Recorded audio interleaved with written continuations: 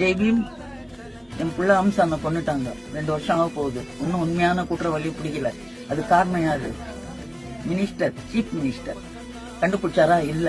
Court order குடிச்சது. நீ என்ன சொன்ன? சிபிஐக்கு கொடுன்னு சொன்னாக்கா கோர்ட்டு. நீ என்ன பண்ண? டெல்லிக்கு போய் ஸ்டே ஆர்டர் வாங்கின 2 வாட்டி. சிபிஐ வேணான்னு. இதுக்கு என்ன காரணம்? இதுல உன் கை இருக்குதுன்றது தானே.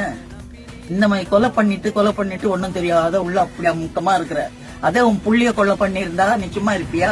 நகை திருடிட்டான்னு சொல்லி போலீஸ்காரன் அடிச்சு சாவ வச்சீங்க அந்த பையனை. அவனுக்கு சிபிஐ விசாரணை போட்டு இருக்கீங்க. என் புள்ள ஆம்சானுக்கு சிபிஐ தடை பண்ணிருக்கீங்க. எதுக்கு பண்ணீங்க? அதுக்கு நீங்க தானே காரணம். கோர்ட் ஆர்டர் போட்டுச்சு, சிபிஐ தான் ஸ்டெப் எடுக்கணும்னு. நீங்க டெல்லிக்கு போய் 2 வாட்டி எதுக்கு வாங்கி தடை பண்ணீங்க? அப்போ உங்களுக்கு சூழ்ச்சி தெரியும்னு தானே. புள்ள ஆம்சான மனசுல வச்சு அந்த நன்றி விசுவாசம் இருந்தா போடுங்க ரெட்டையலிக்கு. திருவிக்கா நகர்ல ஓட்டு போட்டு என் பொண்ணை கெலிக்க வச்சு என் பொண்ணு போய் அங்க உட்காரணும். ஏன்னா குழந்தை கைக்குள்ள இருக்குது. அந்த புள்ளைய நீங்க நினைச்சு பாருங்க.